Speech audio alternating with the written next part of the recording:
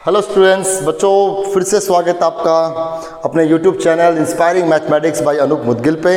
आप यहाँ पर स्ट्रेट लाइन चैप्टर को भी एट प्रेजेंट पढ़ रहे हैं और स्ट्रेट लाइन में हमने लास्ट टॉपिक डिस्कस किया था angle between two straight line और उस पर बेस्ड एक्सरसाइज भी हमने कंप्लीट की थी। आज का हमारा टॉपिक है point of intersection of two straight lines. हमें किन्हीं दो स्ट्रेट लाइन का इंटरसेक्टिंग पॉइंट निकालना होगा, जो बहुत आसान है, आपने 10th क्लास में भी सीखा हुआ है।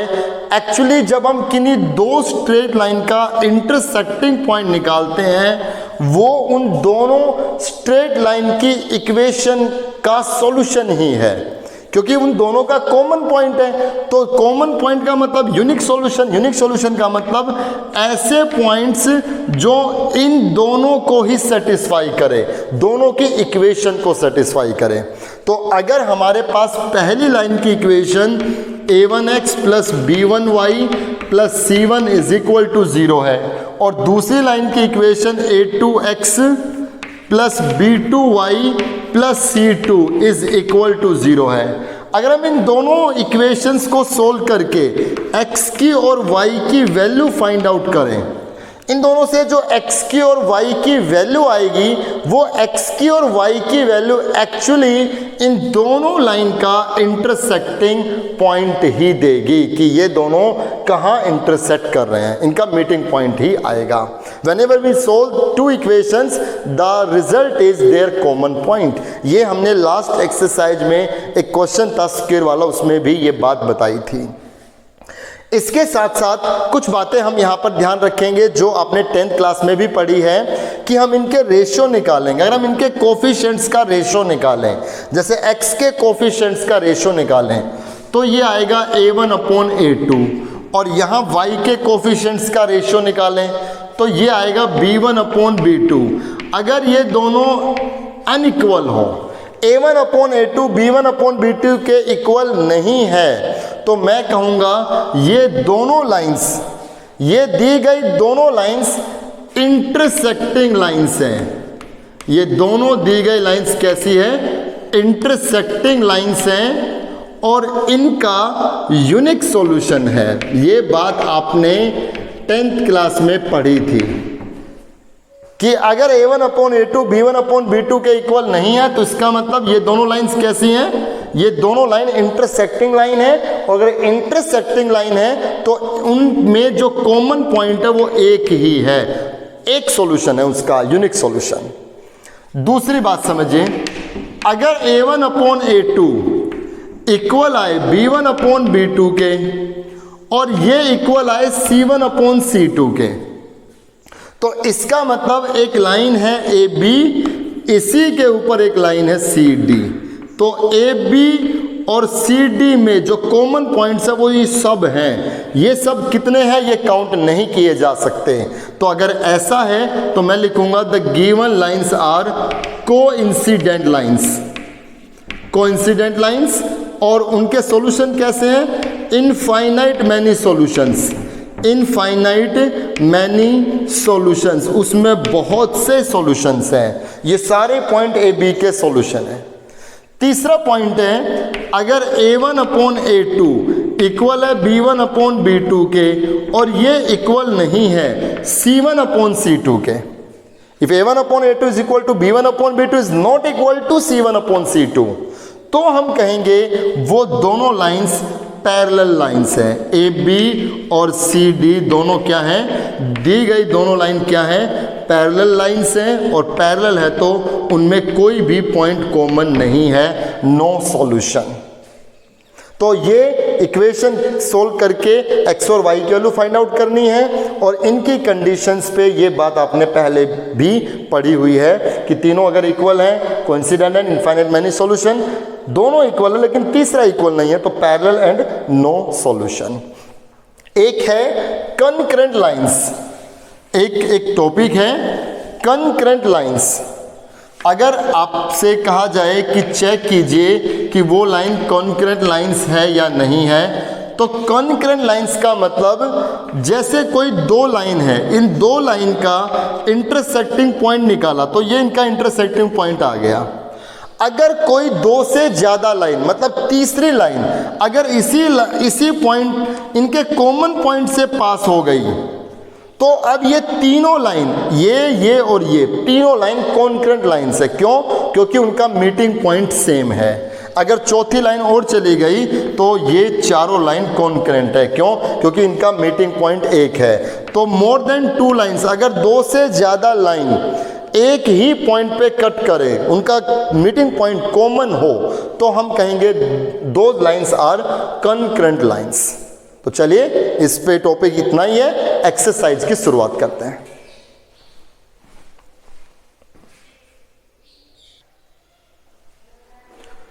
क्वेश्चन नंबर फर्स्ट देखिए बच्चे, आपको किन्हीं दो स्ट्रेट लाइन की इक्वेशंस दी गई है और हमें यह बताना है कि इन दोनों स्ट्रेट लाइन का इंटरसेक्टिंग पॉइंट क्या होगा। तो बहुत आसान सा क्वेश्चन है, इन दोनों की इक्वेशन को सोल्व कर दें, जो x और y आएगा वही इनका इंटरसेक्टिंग पॉइंट है। और इक्वेशन कैसे सोल्व करनी है ये बताने की जरूरत तो खैर आपसे है नहीं, 10th क्लास में आप सबने सीखा हुआ है। आप कोई भी मेथड ले सकते हो, आप एलिमिनेशन से कर सकते हो, क्रॉस मल्टीप्लिकेशन से कर सकते हो, सब्स्टिट्यूशन मेथड से कर सकते हो, कोई भी मेथड आप ले सकते हो। तो सबसे अच्छा एलिमिनेशन, इसको 5 से मल्टीप्लाई कर दें तो 5x plus 35y is equal to 5 से मल्टीप्लाई 115, इतना आ गया। और ये हो गया 5x plus 2y is equal to 16। Subtracting, यहाँ माइनस यहाँ माइनस यहाँ माइनस, ये कैंसिल, ये आ गया 33y और ये आ जाएगा 99। और ये यहाँ ये कैंसिल, y की वैल्यू आ गई 3, y की वैल्यू 3 किसी में रख दें, सेकंड में रख दें, तो 5x प्लस 3 रखने पर ही आएगा 6 is equal to 16, 5x is equal to 10 और x की वैल्यू 2 के इक्वल आ गई।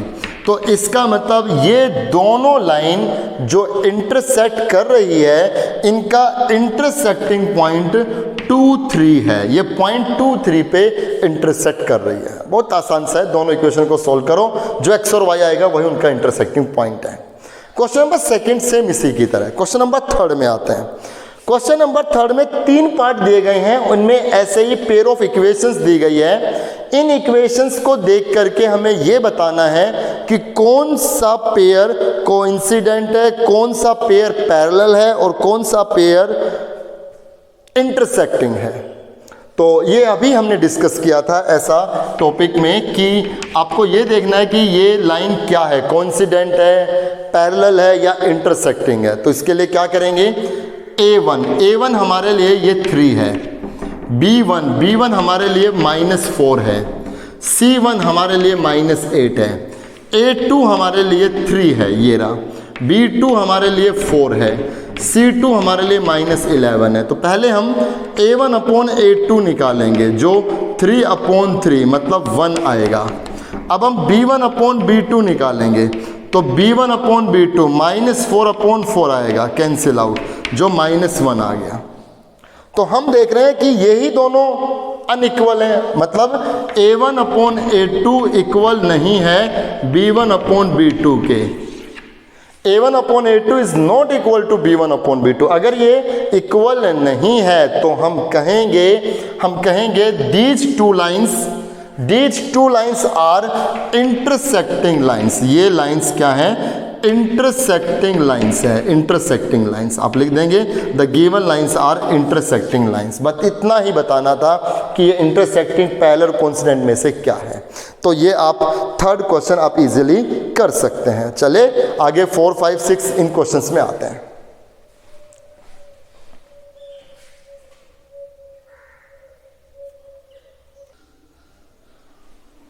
क्वेश्चन नंबर 4 में आते हैं बच्चे। क्वेश्चन नंबर 4 में स्टेटमेंट है, find the equation of straight line which passes through the intersection of the lines this and this. एक लाइन की इक्वेशन निकालिए जो इन दोनों लाइन के इंटरसेक्शन से पास हो रही है, और वो लाइन एक्स एक्सिस के साथ 45 डिग्री का इंक्लाइनेशन बना रही है। उस लाइन का इंक्लाइनेशन एक्स एक्सिस पे 45 डिग्री का है, तो ये एक्स एक्सिस के साथ बनने वाला उस लाइन का एंगल आ गया। जरा सोचिए, पूरा दिमाग लगा दीजिए बच्चों। अगर वो लाइन इन दोनों लाइन के इंटरसेक्शन से जा रही है तो उस लाइन का पासिंग पॉइंट, इन दोनों का इंटरसेक्शन हो गया ना, जैसे कि ये लाइन है कि ये लाइन है, इनके इंटरसेक्शन से वो लाइन पास हो रही है, तो इस लाइन का एक पासिंग पॉइंट इन दोनों का इंटरसेक्शन हो गया ना, और ये लाइन एक्स एक्सिस के साथ 45 डिग्री का एंगल बना रही है। तो अगर ये लाइन एक्स एक्सिस के साथ 45 डिग्री का एंगल बना रही है तो हमें अपनी लाइन का स्लोप पता लग जाएगा। हमारी लाइन का जो स्लोप होगा, slope of required line, slope of required line क्या होगा, tan थीटा, मतलब tan 45, क्योंकि हमारी लाइन एक्स एक्सिस के साथ एंगल 45 बना रही है, तो tan 45 हो गया 1, तो हमारी लाइन का स्लोप हो गया 1। हमारी लाइन इन दोनों के इंटरसेक्शन से पास हो रही है, तो इन दोनों का जो इंटरसेक्शन आएगा वो हमारी लाइन का एक पासिंग पॉइंट बन गया। तो इसके लिए इन दोनों इक्वेशन को सोल्व कर दें, ये फर्स्ट ये सेकंड।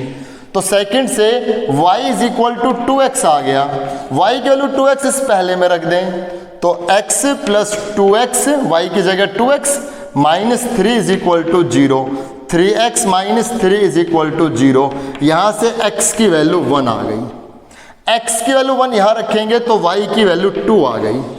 हमारी लाइन का पासिंग पॉइंट हो गया 1 2 और हमारी लाइन का स्लोप हो गया 1।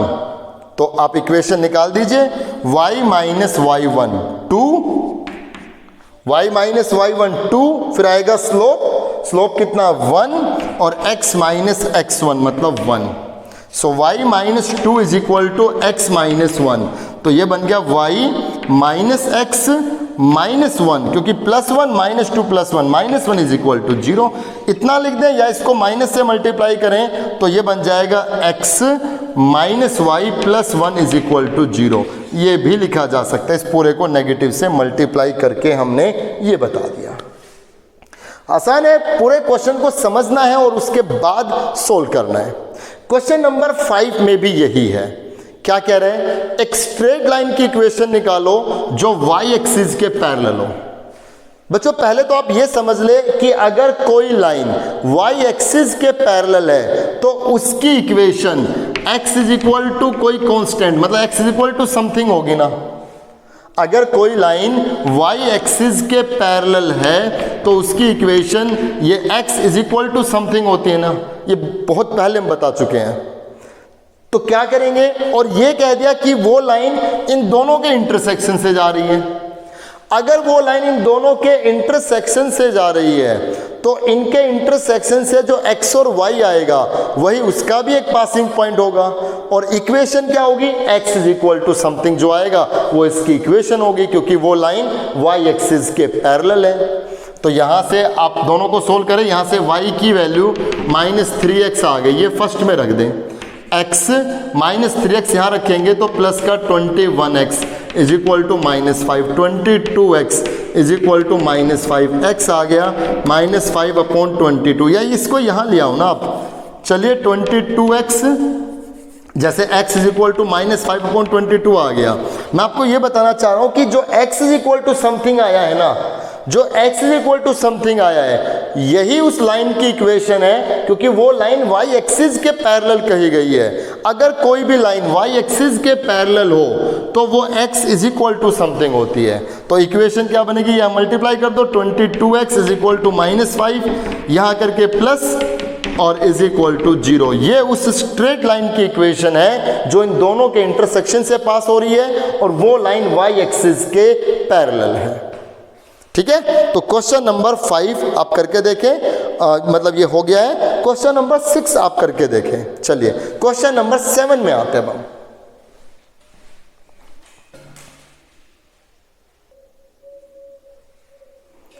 क्वेश्चन नंबर 7 में आते हैं बच्चे। क्वेश्चन कह रहा है find the foot of perpendicular.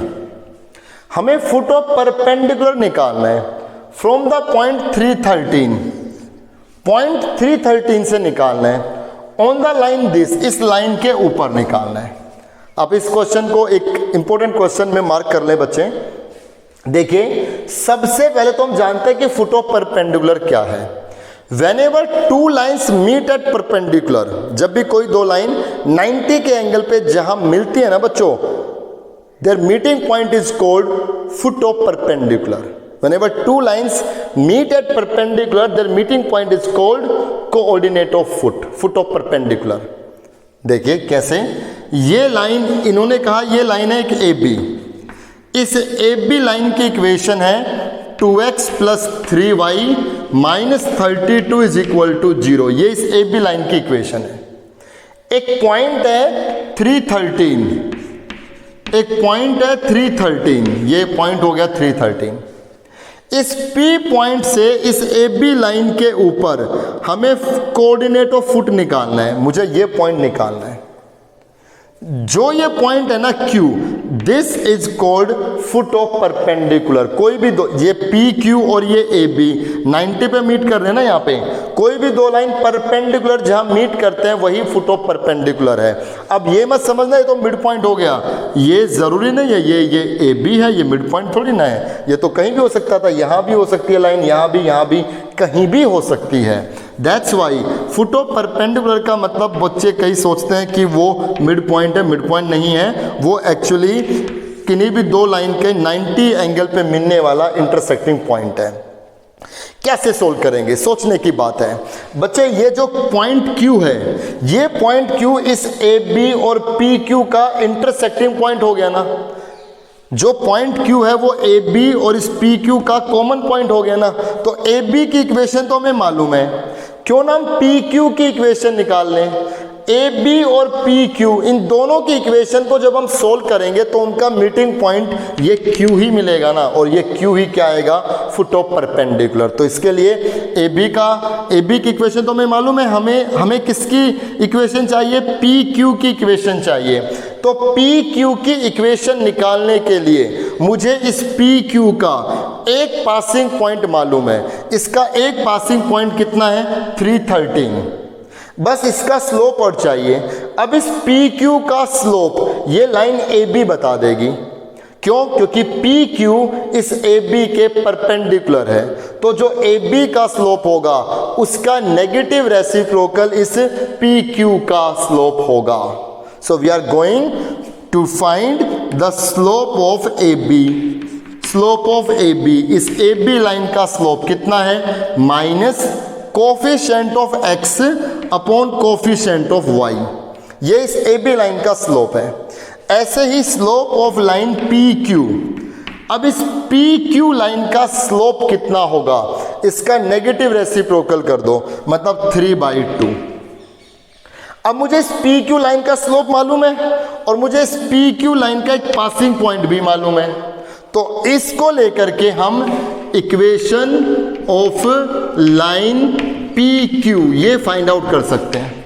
तो इस PQ लाइन की इक्वेशन क्या बनेगी, y माइनस y1 मतलब 13, y माइनस y1 मतलब 13 इज इक्वल टू इसका स्लोप कितना आया, 3/2, और फिर आएगा x माइनस x1 कितना, 3, ये हो गया।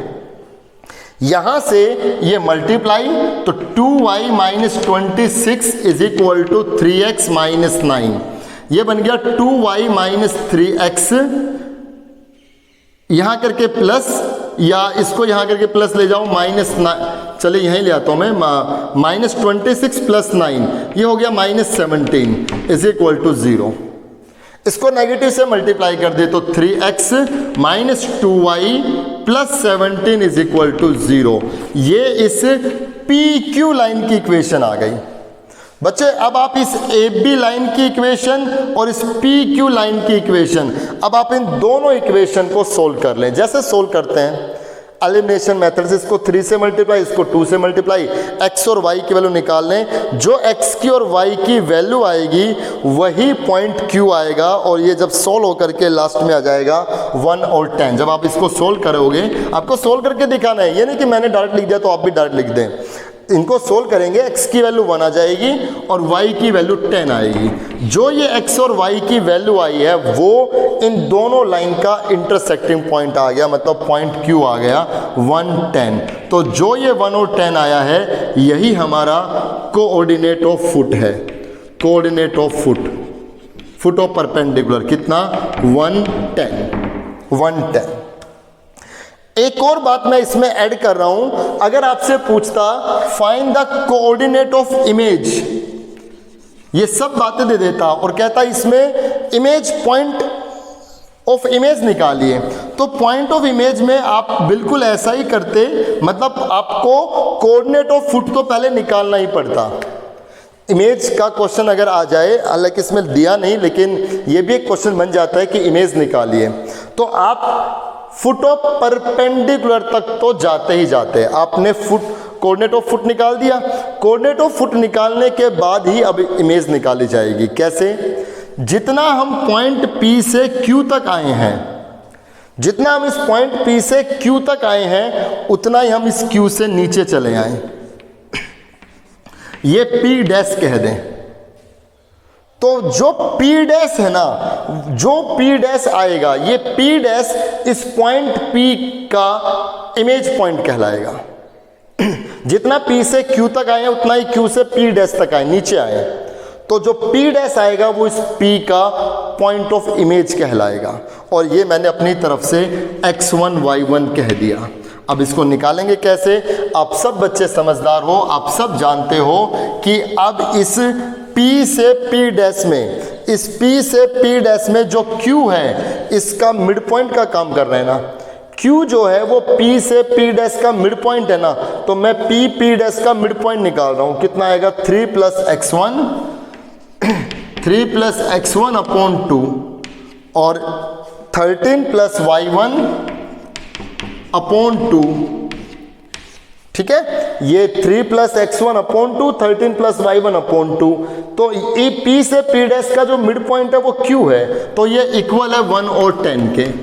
कंपेयर कर दें तो 3 plus x1 upon 2 is equal to 1 और 13 plus y1 upon 2 is equal to 10। यहाँ से 3 plus x1 is equal to 2 और x1 की वैल्यू 2 माइनस 3 माइनस 1 आ जाएगी। और यहाँ से 13 plus y1 is equal to 20, y1 की वैल्यू 20 माइनस 13 7। तो पॉइंट ऑफ इमेज कितना जाएगा? -1 7। ये हमें इस पॉइंट का इमेज पॉइंट पता लग गया जो फुट से ही पास होगा, ये पक्की बात है। तो आपने इस क्वेश्चन में फुट ऑफ परपेंडिकुलर सीखा, एक बार आप रिवाइंड करके जरूर देख लें कि हमने फुट ऑफ परपेंडिकुलर ये Q1 10 कैसे निकाला। इसके लिए AB इक्वेशन दी गई थी, हमने इस PQ की इक्वेशन निकाल ली। इस AB के स्लोप का नेगेटिव रेसिप्रोकल इस PQ का स्लोप बनेगा। तो पॉइंट 313 लेकर के और इसका स्लोप लेकर के हम PQ लाइन की इक्वेशन निकाल देंगे। जैसे PQ लाइन की इक्वेशन हम निकाल देते हैं तो AB और PQ दोनों की इक्वेशन को हम सोल्व करेंगे। दोनों को सोल्व करने पे जो पॉइंट Q आया, जो पॉइंट आया वो इन दोनों का intersecting point, meeting point Q आ गया, वही हमारा फुट ऑफ परपेंडिकुलर है। इमेज निकालने के लिए जितना यहाँ से यहाँ तक है उतना इससे नीचे जाएंगे और वहाँ से हमें मिड पॉइंट के कंसेप्ट से इमेज पता लग जाएगी। इसके जैसा ही क्वेश्चन नंबर 8 है, वो आप करके देखें। चलिए क्वेश्चन नंबर 9 में आते हैं।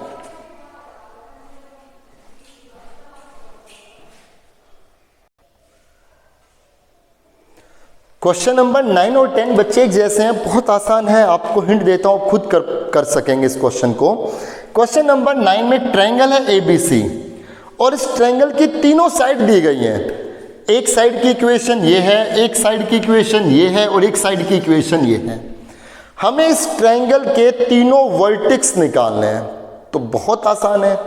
आपको जैसे ये पॉइंट C निकालना है तो क्या करोगे? C एक्चुअली BC और CA इनका कॉमन पॉइंट है ना, तो आप इन दोनों इक्वेशन को सोल्व कर लो। जो x और y आएगा वो पॉइंट C आ गया।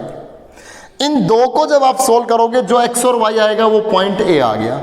इन दो को जब आप सोल्व करोगे जो x और y आएगा वो पॉइंट B आ गया। बस सिंपल सी बात है, ये वर्टेक्स निकालने हैं। क्वेश्चन नंबर 10 में ऐसे एक ट्रायंगल है और उनकी 3 इक्वेशंस ऐसे दी गई है और इस बार उसका एरिया निकालना है ट्रायंगल का।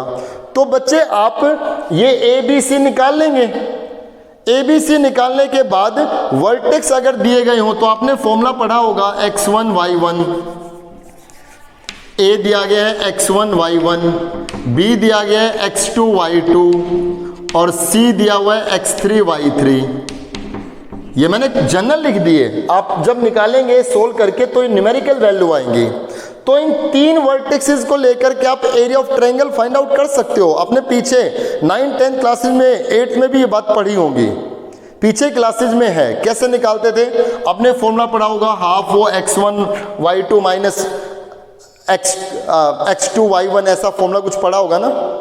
या मैं आपको बता देता हूं कि फॉर्मूला कैसे बनाया जाता है कि आप पहले वर्टेक्स को लिख लेना x1 y1, फिर दूसरे वर्टेक्स को लिखना x2 y2, फिर तीसरे वर्टेक्स को लिखना x3 y3, फिर पहले वर्टेक्स को रिपीट कर देना।